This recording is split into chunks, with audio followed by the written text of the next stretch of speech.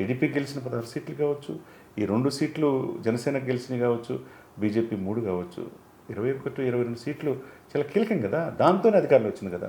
అంటే ఈ కూటమి కలవాలని చెప్పేసి ఢిల్లీ పెద్దల్ని, బీజేపీ పెద్దల్ని కూడా ఒప్పించింది ఎవరు? పవన్ కళ్యాణ్. ఆయన ఎక్కడ గెలవలేదు. అనేకంగా విమర్శిస్తారు, ప్యాకేజ్ స్టార్ అంటారు, మ్యారేజ్ స్టార్ అంటారు, అసెంబ్లీ గేటు కూడా తాకని దమ్ముంటేనా అన్న వ్యక్తులందరూ కూడా ఎక్కడున్నారు మేడం? అసెంబ్లీ గేటు కాదు, పత్తా కాదు, బయటకు వస్తే చెప్పులతో కొడతారు, రాళ్ళతో కొడతారని భయపడి రాష్ట్ర సరిహద్దులు దాటి పారిపోయారండి. కౌంటింగ్ సెంటర్ నుంచి వెళ్ళిపోయారంటే ఇక అర్థం చేసుకోండి. అంటే దేవుడు విధి రాత అలా ఉంటుంది. మీకు నోరు వచ్చింది కదని వ్యక్తిగత అన్నం చేసి ఆయన భార్యని, పిల్లల్ని, అమ్మని, ఈయన్ని పసిపిల్లలు కూడా ఏమన్నారండి, ఎన్ని రకాల దారుణం కదన్నే. ఇది ఆల్రెడీ ఎప్పుడైతే జగన్మోహన్ రెడ్డి గారిని తాడేపల్లిగూడెం సభలో పవన్ కళ్యాణ్ గారు చాలా ఆవేశభరితంగా చెప్పాడు, జగన్ నిన్ను అదపాతన తొక్కపోతే నా పేరు పవన్ కళ్యాణ్ కాదు, నా పార్టీ జనసేన కాదన్నాడు. అంటే ఎంత గట్స్ ఉండాలి ఒక నాయకుడికి, ఇంత ఆవేశంతో చెప్తున్నాడని మనకి అనిపించిన ఆవేశం వెనక ఇంత ఆలోచన ఉందనేది అర్థమవుతుంది. చివరికి ఉభయ గోదావరి జిల్లాలో 2 జిల్లాల్లో 34 సీట్లు 0కి పరిమితం చేస్తున్నాడు. నిజంగా 8 జిల్లాల్లో 0కి పరిమితం చేశాడు. బికాస్ ఆఫ్ పవన్ కళ్యాణ్ గారి మాట అంటే ఎలా ఉంటుందో అర్థం చేసుకోవచ్చు. చివరికి నువ్వు ఒక్క సీటు కూడా గెలవలేరన్నారు కదా, 21 100% స్ట్రైక్ రేట్. మరి మీ స్థానం ఎంత? 11. నువ్వు పోతే ఎంత? నీతో 10 మంది. ఆ 10 మందిలో కూడా ఇప్పుడు 6 నుంచి 7 టీడీపీ జనసేనతో సంప్రదిస్తున్నారంటే నీకు మిగిలేది ఆ నలుగురే నీకు మిగిలేది. అంటే ఎప్పుడు రాజరికం పనికిరాదు. నేనున్నాను కానీ నియంతృత్వంతో నేను ఏదైనా మాట్లాడతాను, నా మాట వినాలి అందరూ అని, అది ఆ పోకడలు అనేది ప్రజలు విశ్వసించాల. మరి ఇన్ని పథకాలు ఇచ్చి నీ బటన్ నొక్కినప్పుడు నేను ఎందుకు ఆశీర్వదించాలా? అది ఆత్మపరిశీలన చేసుకుని ఇప్పుడు వీళ్ళు ముందుకెళ్ళాలి. అది కూడా లేకుండా ఈవీఎంల మీద అపవాదం వస్తున్నారు ఇక్కడ. ఈవీఎంలు అంటే మరి 2019 ఎలక్షన్లో నీకు 151 ఆ ఈవీఎంల ద్వారా వచ్చినాయా మోసం చేస్తే? ఏంటంటే కొంతమంది అహంకారపూరితంతో మానుకొని అహంకారపూరిత మాటలు ప్రజలకు దగ్గర చేరువయ్యేటట్టు ప్లాన్ చేసుకోవాలి. ఈ రోజున పవన్ కళ్యాణ్ గారి స్థానం ఎక్కడ? మోదీ గారి పక్కన నాతో ఉన్నాడు, నా పక్కన తుఫాన్ అన్నాడు. అక్కడ పార్లమెంట్ సెంట్రల్ హాల్లో ఎంత ప్రాధాన్యత అండి. అది దీర్ఘకాలిక రాజకీయ దృష్టి, చిత్తప్రజ్ఞత, ఎక్కడ తగ్గాలో అక్కడ తగ్గి ఈ రోజున కూటమి విజయానికి రాష్ట్రమే కాకుండా అండి దేశ స్థాయిలో రావడానికి క్రియాశీలక పాత్ర పోషించిన ఈ పవన్ కళ్యాణ్ పాత్ర ఎప్పుడు చరిత్రలో సువర్ణాక్షరాలతో నిలిచిపోద్ది. ఫ్యూచర్లో పిల్లలకి పాఠ్యాంశంలో కూడా రాజకీయాల్లో ఎమర్జీ అయిన తీరు పవన్ కళ్యాణ్ గొప్పతనం గురించి ఉంటుంది అంటలో ఎటువంటి డౌట్ లేదనమాట. ఉండాలి కూడా సార్, ఉండాలి. సో సార్ ఇప్పుడు అంటే ఏపీలో డిప్యూటీ సీఎం అంటే ఇక్కడ మనం ముందు చూసి అంతా ఎప్పుడు జరిగేది, లైక్ డిప్యూటీ సీఎంకి అంత హోదా ఇవ్వరు. కానీ ఇప్పుడు ఆయనకి ఇచ్చి 6 శాఖలలో కూడా ఆ మిగతా 6 శాఖలు వీటిల్లో కూడా చాలా కీలకమైన శాఖలు అని చెప్పొచ్చు. ఒక విధంగా అటు ఆంధ్రాలో వాటర్ అనేది చాలా కీలకమైనది. అటవీ శాఖ ఆయనకు ఫేవరెట్ అని చెప్పొచ్చు. పంచాయతీ రాజ్ తీసుకున్నారు, సైన్స్ అండ్ టెక్నాలజీ, అండ్ అలాగే ఉన్న మొత్తం 6 శాఖలలో ప్రతి ఒక్కటి అంటే జనాల కోసమే అన్నట్టుగా ఉంది. ఒక వార్త వినిపిస్తుంది సార్, అంటే ఆయన ఒక ఆవిడ దగ్గరికి వెళ్ళినప్పుడు, పాదయాత్ర చేస్తున్నప్పుడు, వారాహిలో ఆయన యాత్ర చేస్తున్నప్పుడు ఒక ఆవిడ అరకులో అడిగిందంట, మాకు ఇక్కడ నీటి సరఫరా లేదు, మాకు కొంచెం మంచినీళ్ళు ఇప్పించగలుగుతారా అని. ఆవిడ కోసమే వాటర్ తీసుకున్నారు. అలా చాలామంది కోసం, జనాల కోసం సేవ చేయాలనే ఈ శాఖలు తీసుకున్నారంటే అందులో ఎంత నిజం ఉంది సార్? డెఫినెట్గా అండి. ఇప్పుడు స్వాతంత్రం వచ్చి మనకు 7 దశాబ్దాలు దాటిపోయింది. ఇప్పుడు కూడా మంచినీరు తాగటానికి మంచినీరు కూడా లేదంటే ఎటువంటి దయనీయమైన పరిస్థితిలో మన దేశం ఉందో ఆలోచించుకోవాలి. అదే సమయంలో భారతదేశం 147 కోట్ల జనాభాతో ప్రపంచంలోని అగ్రభాగాన ఉంది. అది ఎవరిని నిర్లక్ష్యం, నాయకుల, రాజకీయ పార్టీలు అంటే అందరినీ అనాల్సిందే. ఎందుకు ఆ నిర్లక్ష్యం ధోరణితో ఉండారు? ఈరోజు కనీసం మంచినీళ్ళు తాగడానికే లేదంటే ఆయన చూడు ఏదో హోదా, హోంశాఖ లేదా రెవెన్యూను, ఆర్థిక శాఖ తీసుకోవాలా, ఆయనకి ఏది కావాలంటే అది ఇస్తారు. కానీ ఎందుకు తీసుకోలేదు? ముఖ్యంగా గ్రామీణ ప్రాంతాల్లో ప్రజల చైతన్యవంతం చేయాలి. గ్రామాలు పొట్టుకొమ్మలు అంటే అండి దేశానికి. అది నెహ్రూ గారు, మహాత్మా గాంధీ గారు చెప్పారు. అటువంటి గ్రామాలని, పంచాయతీల్ని దగ్గర తీసుకోవడానికి, డైరెక్ట్గా ప్రజల దగ్గరికి వెళ్తానికి దాంట్లో ఎటువంటి ఆదాయం, ఎటువంటి ఇది ఉండదు. ఆ హోదాతో ఆయన ఏంటంటే ఏదైతే ప్రజలు కనెక్ట్ అయ్యే శాఖలు ఉన్నాయో, ఇప్పుడు గ్రామీణాభివృద్ధి అన్నారు, గ్రామీణాభివృద్ధి శాఖ మంత్రి ఇక్కడ రాష్ట్రంలో, అక్కడ సెంట్రల్ గ్రామీణాభివృద్ధి పెమ్మసాని ఉన్నాడు, ఎన్ఆర్ఐ.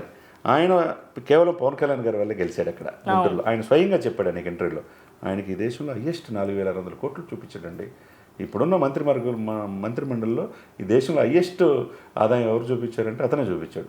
అతను కూడా పవన్ కళ్యాణ్ గెలిచారంటే అక్కడ గ్రామీణ సహాయ మంత్రి, ఇక్కడ పవన్ కళ్యాణ్ గారు. అంటే రాష్ట్రానికి కేంద్రానికి మధ్య సత్సంబంధాలు ఉంటాయి. నిధులు ఎప్పుడు కావాలంటో తీసుకోవచ్చు. డైరెక్ట్గా ప్రజలకు వెళ్ళే అవకాశం ఉంది కాబట్టి ప్రజలు అదృష్టవంతులు. అందుకని పవన్ కళ్యాణ్ గారు ఏ రాజకీయ పార్టీ గెలవకపోయినా, ఎమ్మెల్యే గెలవకపోయినా సొంత డబ్బులు కోట్ల రూపాయలు కౌలు రైతులకి 34 కోట్ల రూపాయలు కౌలు రైతులకు ఇచ్చాడు, మత్స్యకారులకు ఇచ్చాడు. ప్రపంచం ఎప్పుడు చూడని ఉద్దానం కిడ్నీ బాధితుల కోసం ఇచ్చాడంటే అతనికి సమాజం పట్ల ఇంత చిత్తశుద్ధి, ప్రజల కోసం నేను మరణిస్తాను, వాళ్ళ కోసం ఏదైనా చేస్తానని. కాబట్టి ఆయన మంత్రి పదవి హోదా వస్తే ఇంకెంత చేస్తాడు.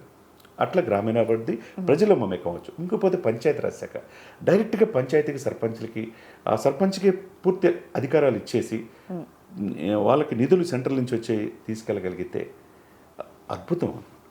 ఇంకా అంటే పార్టీని కూడా జనసేనని 175 కాన్స్టిట్యూన్సీలు విస్తరించడానికి ఇది అద్భుతమైన అవకాశం ఈ 2 శాఖలు. దీంతోపాటు పర్యావరణం, ఆయన మొదటి నుంచి కూడా మొక్కలంటే ఎక్కువగా మొక్కలతోనే మాట్లాడతాడు. ఇప్పుడు మీరు కూర్చునే కుర్చీ, పడుకునే బెడ్, చివరికి చనిపోయేటప్పుడు ఏం ఆశించకుండా చెట్టు మనకు నీడనిస్తుందండి. తర్వాత మనం కూర్చోడానికి కుర్చీ అవుతుంది, పడుకోవడానికి బెడ్ అవుతుంది. చనిపోయినప్పుడు ఆ 4 కట్లే ఏమి మన దగ్గర ఉన్న ఉంగరాలు అన్నీ తీసేసి అటు ఇటు తొలగించి కాల్చేస్తారు. అటువంటి తెలుసుకుంటే ప్రకృతిని విధ్వంసం చేయం. ఇప్పుడు ముఖ్యమంత్రి వస్తున్నారనే మాటన చెట్లు క్రేణులతో సహా తీసేసి పరదాలు కట్టం, కొండలు తొలిచి ఇప్పుడు చూడండి సుందరమైన భవనాలు. కమోడ్ మాత్రమే 13 లక్షలంట, ఆ బాత్ ఏమో 36 లక్షలంట. అసలు ఏంటది 400 కోట్లు విలాసవంతమైన ఎవరి డబ్బు మేడం ఇదంతా? రిషి కొండల్ని కరిగించి మీరు సుందరమైన భవనాలు కట్టుకుంది ఏం చేశారు? ఇప్పుడు ఎవరి డబ్బు ఇది? ఎర్రమట్టికి దెబ్బలను విధ్వంసం చేసాం. అసలుకి రెడ్ శాండిల్ శేషాచలం కొండలో ఇవన్నిటికి కూడా ఎవరికి ఇవ్వాల్సిన ఇది ఆయన ట్రీట్మెంట్ ఆయనకి ఇస్తాడు. అసలు రూల్ ఈజ్ రూల్ ప్రకారం వెళ్తాడు. మీరు అన్నట్టు పర్యావరణం మొక్కలు నాటేది మొట్టమొదటి నేను చూశాను పవన్ కళ్యాణ్ గారు నాగబాబు గారితో యూనివర్సిటీ లెవెల్లో మొక్కలు నాటాం కాబట్టి 14 ఎకరాల ల్యాండ్ చిరువనం అని జీడిమెట్లో కూడా డెవలప్ చేశారు. దాంట్లో కూడా నేను దగ్గరికి చూశాను, నేను ఉన్నాను. బట్ వాళ్ళ మొక్కలు అంటే వాళ్ళ ముగ్గురికి కూడా ఇష్టం. ప్రతి బర్త్డేకి చిరంజీవి గారికి మొక్కలు నాటున్నా అంటాడు. అటువంటి గొప్ప వ్యక్తి పర్యావరణం ఇష్టం కాబట్టి ఆ పర్యావరణం కాపాడడానికి కృషి చేస్తాడు. ముఖ్యంగా ఈ పర్యావరణానికి విఘాతం కలిగించే ఎవరైతే ఈ స్మగ్లర్స్ ఉండారో, శేషాచలం కొండలో ప్రపంచంలో అత్యంత నాణ్యమైన రెడ్ శాండిల్స్ ఉంటాయి. ఎంతమంది ఎటువంటి గంగిరెడ్లు, మిథున్ రెడ్డి, పెద్దిరెడ్డి మీద ఆరోపణలు వస్తాయి. తమిళనాడు నుంచి వచ్చి ఇక్కడ మన ప్రకృతిని విధ్వంసం చేసేసి ఈ చైనాకి ఎక్స్పోర్ట్ చేస్తున్నారు. దాంట్లో మొత్తం వాళ్ళ యొక్క అక్రమార్క గుండెల్లో నిద్రపోతాడు. అనేక మంది పుష్పాలకి ఈయన కౌంటరే. ఇప్పుడు పుష్ప తగ్గేది లే అంటున్నారు కదా, అందరు తగ్గాల్సిందే పవన్ కళ్యాణ్ దెబ్బకి. ఎందుకంటే ఆ పాత్రలో ఉన్నాడు ఆయన, మొత్తం కంట్రోల్ చేస్తాడు. ఎక్కడ కూడా కొట్టడానికి ఉండదు, అవకాశం ఉండదు. ప్రకృతిని విధ్వంసం చేయడం అస్సలు ఊరుకోడు. ఇకపోతే ఆవులు పరిరక్షణ, గోవు, పర్యావరణం కాపాడితే ప్రపంచం బాగుంటుంది. ఈ పర్యావరణాన్ని విస్మరించి డ్రైనేజీల మీద కూడా బిల్డింగ్లు కట్టి చెట్లు విధ్వంసం చేస్తే మనం బెంగళూరులో ఏమైందో నీటికి అలవాటు ఇచ్చే పరిస్థితి చూసాం. అది మొత్తం రేపు హైదరాబాద్కి రావచ్చు, రేపు ఢిల్లీకి రావచ్చు. కాబట్టి ఢిల్లీలో most pollution state in the world ఏదనుకున్నారు, ఢిల్లీ అయిపోయింది. అంటే పక్కనున్న పంజాబ్ నుంచి పంటలు కాల్చి ఆ యొక్క కాలుష్యం వల్ల ఢిల్లీలో శ్వాసకోశ సంబంధించిన వ్యాధులతో బాధపడుతున్నారు. మాస్క్ పెట్టుకుంటున్నారు సార్. ఇప్పుడు 50 డిగ్రీల్లో మన ఎండలు వచ్చినాయి అంటే ప్రకృతిని విధ్వంసం చేయడం వల్ల ఏ విధంగా అవుతుంది, ఇవన్నీ కూడా ఆయన చేయగలడు. ఇకపోతే సైన్స్ అండ్ టెక్నాలజీ, ఆయనకి యువత చాలా డైరెక్ట్ అట్రాక్షన్ అవుతుంది. ఆయన మంచి సబ్జెక్ట్ చదివింది ఇంటర్ అయినా సమాజాన్ని చదివాడు. అతను చదివిన బుక్స్ ఎవరు చదవాల. ఆయన ఐక్యరాజ్య సమితి కూడా ఇన్వైట్ చేసిందంటే మనకు తెలుసు.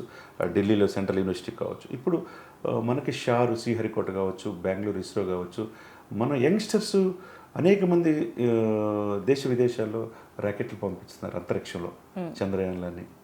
అటువంటి ఇదిని ప్రోత్సహిస్తారు. ముఖ్యంగా సైన్స్ అండ్ టెక్నాలజీ కూడా మంచి పేరు తీసుకొస్తారు. ఇటువంటి శాఖలు ఈయన ఇవ్వటం వల్ల ఒక సహచర ముఖ్యమంత్రిగా, డిప్యూటీ సీఎం కాకుండా ఏదైతే ఏరుకోరి ఈయనకి ఇచ్చిన ఎలకేట్ చేయడం కావచ్చు, ఆయన అడిగిన ఇవ్వటం కావచ్చు, ఈయనకిచ్చిన శాఖలకి 100% పర్ఫెక్ట్గా న్యాయం చేస్తాడు. ఆ శాఖలకి వెన్న తీసుకొస్తాడంటలో ఎటువంటి డౌట్ అని పడాల్సిన అవసరం లేదు. బాధ్యతలు ఎప్పుడు తీసుకోబోతున్నారు సార్? రేపు 19వ తారీఖు తీసుకోబోతున్నాడు.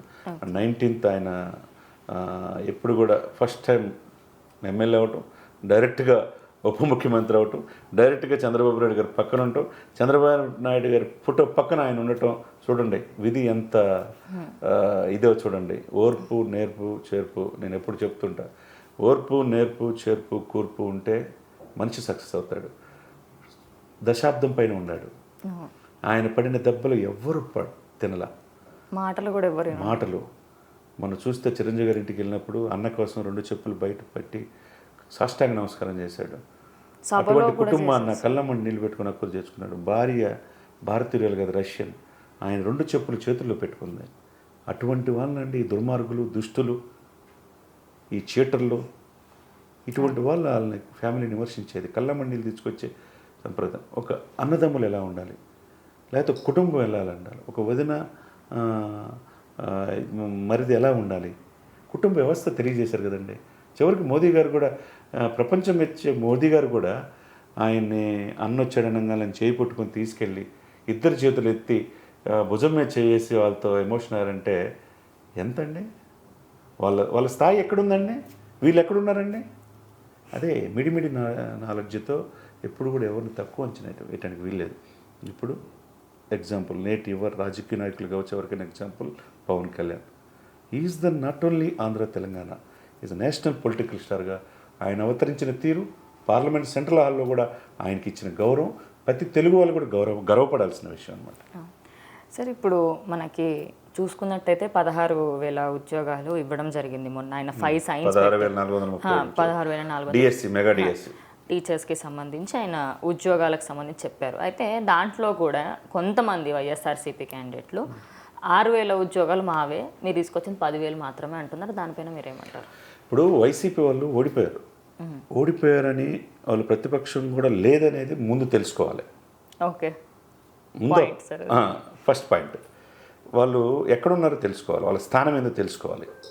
అది తెలుసుకొని ఆ పార్టీ ఎందుకు ఇంత జనం చీత్కరించారు, మీరు మాకు వద్దురా బాబు వెళ్ళిపోండి అని అన్నారో ప్రజల దగ్గరికి వెళ్ళి, ముందు ప్రజల దగ్గరికి వెళ్తే ప్రజలే సమాధానం చెప్తారు.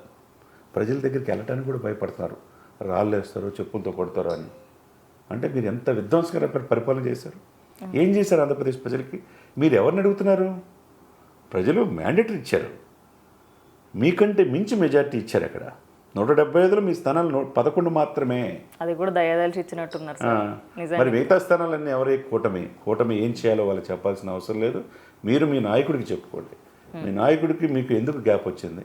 మధ్యలో ఆ ధనంజయ రెడ్డి అంటే ఎవరో, లేకపోతే సజ్జల రామకృష్ణారెడ్డి ఎవరో, వీళ్ళంతా డైరెక్ట్గా జక్కంపూడి రాజా లాంటి వాళ్ళు విమర్శిస్తున్నారు కదా.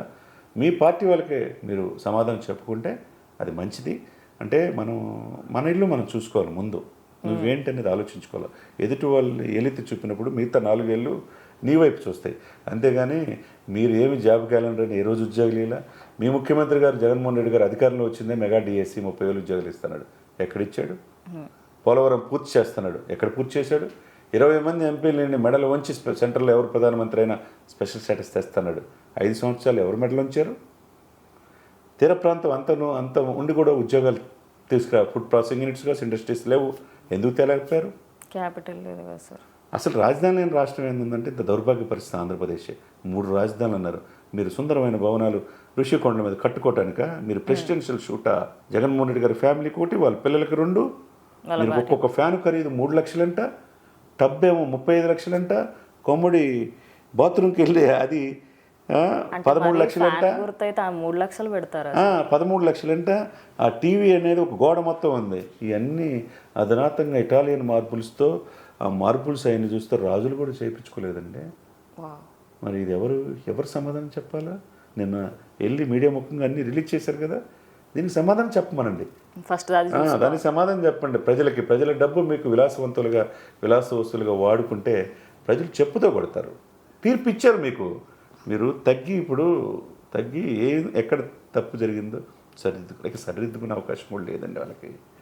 ఆ పార్టీ కూడా ఉంటుందో లేదో డౌట్ ఉంది, భూస్థాపితం అయ్యేటట్టు ఉంది. ఎందుకంటే వాళ్ళ పరిస్థితులు, వాళ్ళ మాట తీరు ఇప్పుడు ఎక్కడ ఎవరు బయటకు వచ్చే పరిస్థితులు, జనం కొడతారనే భయం ఉంది. అంతే కదండి. ఇప్పుడు ఏం చేస్తారు? ఏ విధంగా నమ్మకంతో 11 నుంచి మీరు రావాలా? రేపు అసెంబ్లీలో కూడా మీకు ప్రధాన ప్రతిపక్ష హోదా లేదంటే ఆ పాత్ర కూడా పవన్ కళ్యాణ్ పోషిస్తున్నాడు చంద్రబాబు నాయుడు గారి పక్కన. మీ స్థానం ఏంటి? మీరు అసెంబ్లీకి కూడా రాగలరా? రేపు ప్రభుత్వం అడిగిన ప్రశ్నలు మీరు సమాధానం చెప్పగలరా? అసలు మీరు ప్రజలు ఎందుకు చిదరించారు? మీరొద్దు, మీరు ఎన్ని బట్టన్లకినా మిమ్మల్ని కాదన్నారంటే ఎందుకు, ఎక్కడ తప్పు జరిగిందో రెక్టిఫై చేసుకోండి. మీరు నోరుంది కదా అని చెప్పేసి జగన్మోహన్ రెడ్డి గారితో పాటుగా మీరు ఆయన మన్ననలు పొందడానికి ఇష్టం వచ్చినట్టుగా వ్యక్తిగతరణం చేస్తే ప్రజలు ఎటువంటి తీర్పు చెప్పారండి? ఏ మంత్రి అయినా ఈ విమర్శించిన ఒక రోజా కావచ్చు, రోజా ఆల్రెడీ చెన్నై పారిపోయింది అంటున్నారు, ఒక అంబటి రాంబాబు గారు కావచ్చు, ఒక పేర్ని నాని కావచ్చు, లేకపోతే కొడాలి నాని కావచ్చు, వంశీ కావచ్చు, గుడివాడ అమర్నాథ్ కావచ్చు, వీళ్ళందరూ ఎవరైనా ఉన్నారా మేడం? మీకు ఏమైనా గుర్తుందా? ఎవరైనా గెలిచారా? అసలు పత్తలేరు కదా సార్, వీళ్ళు మీడియా ముందు కూడా రావట్లేదు. వీళ్ళకి ఆంధ్రప్రదేశ్లో ఉన్నారో లేదో డౌటు. హా. వీళ్ళు పవన్ కళ్యాణ్ గారిని నువ్వు అసెంబ్లీలో అడుగు పెట్టనివ్వమంటారా? అంత మగోళ్ళ